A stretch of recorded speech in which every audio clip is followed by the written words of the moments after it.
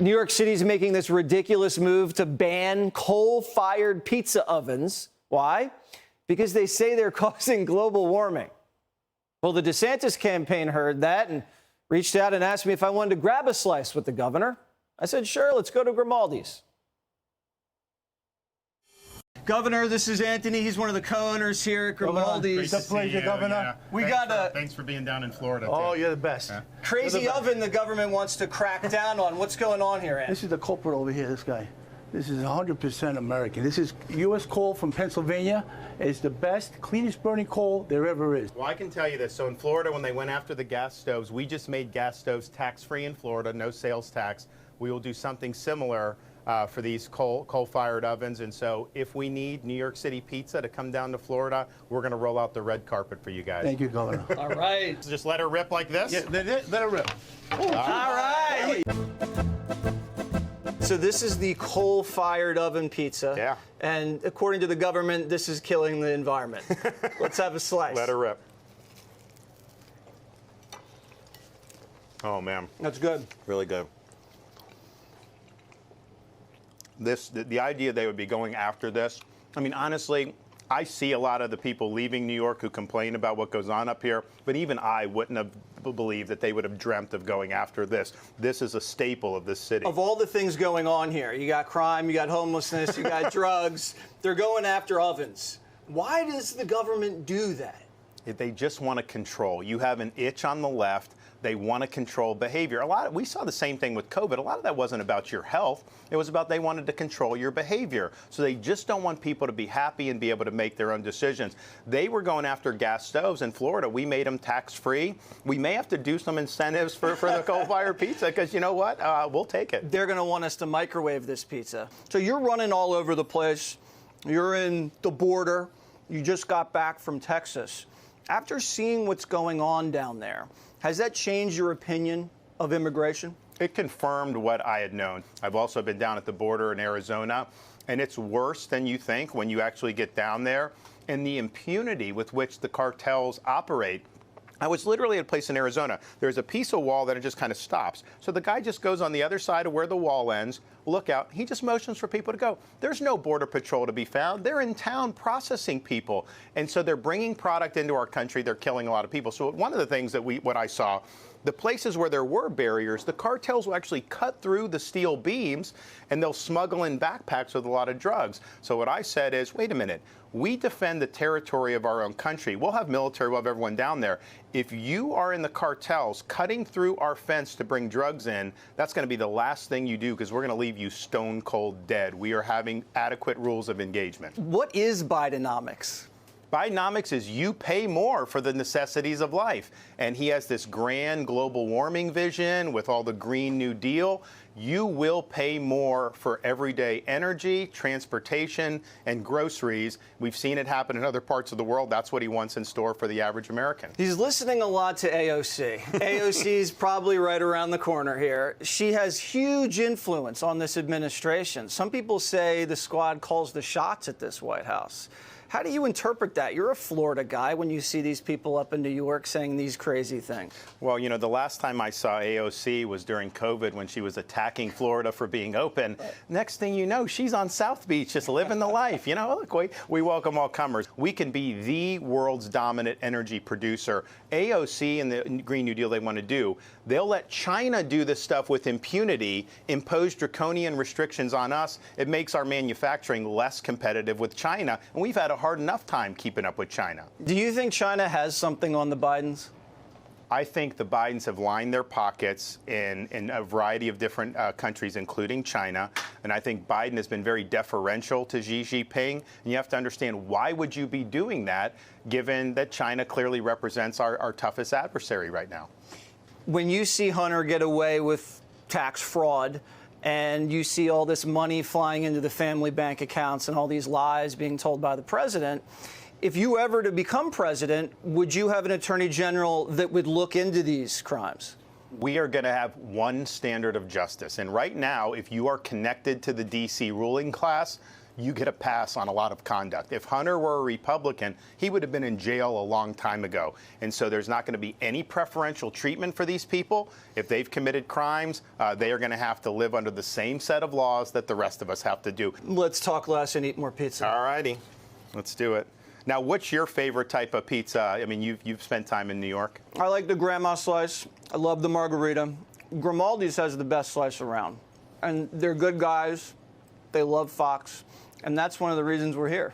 And they have outposts in Florida. And I'll tell you, what they do in Florida is excellent. Your wife, they say, is your secret weapon. Why is that? Well, one, I mean, she's just a good person. She's a great mother. She's a great wife. And she's been a great first lady that's really helped a lot of less fortunate people.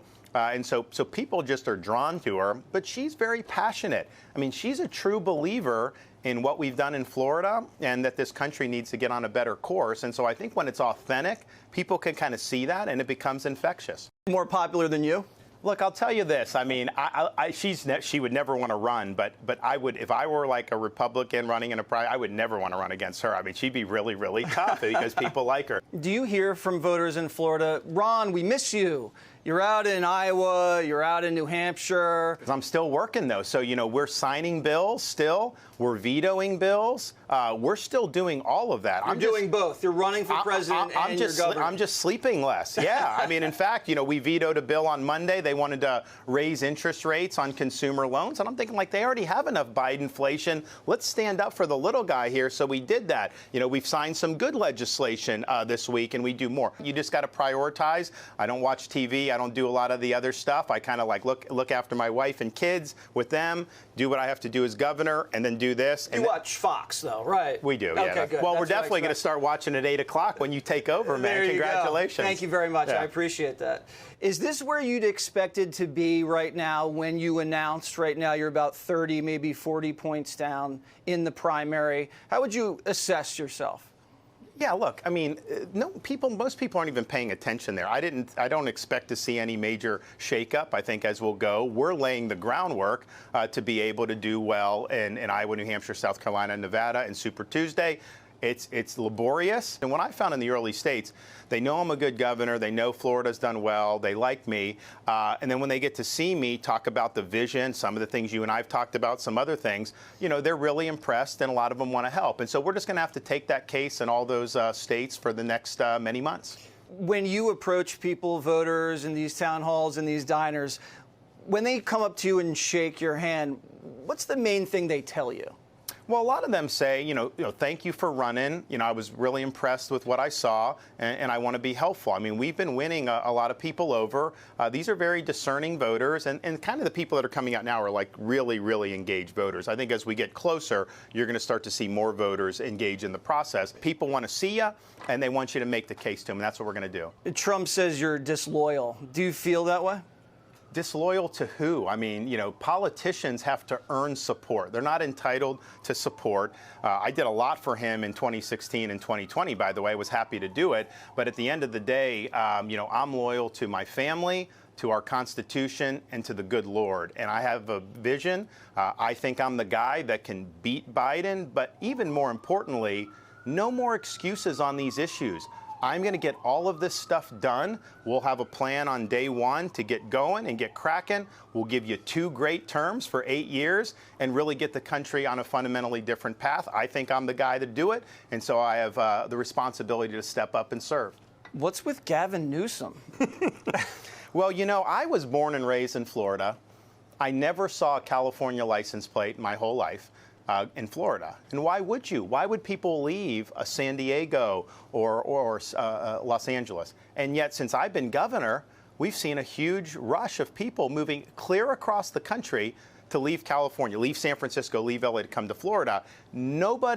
California had never lost population for its entire history until he became governor. And so I think he sees people leaving. I think he sees that there's deterioration, and I think he's lashing out. Do you think Newsom's trying to be next in line and jump Kamala Harris? Well, you know, what I've told him is stop messing around on the sidelines. Like, either do it or not. Like, are you going to take on Joe? If so, step into the ring and do it. And so I think he's kind of maneuvering in the background. But, that would be interesting to see if Biden doesn't ultimately make it, how that resolves itself. Do you think Biden is going to make it?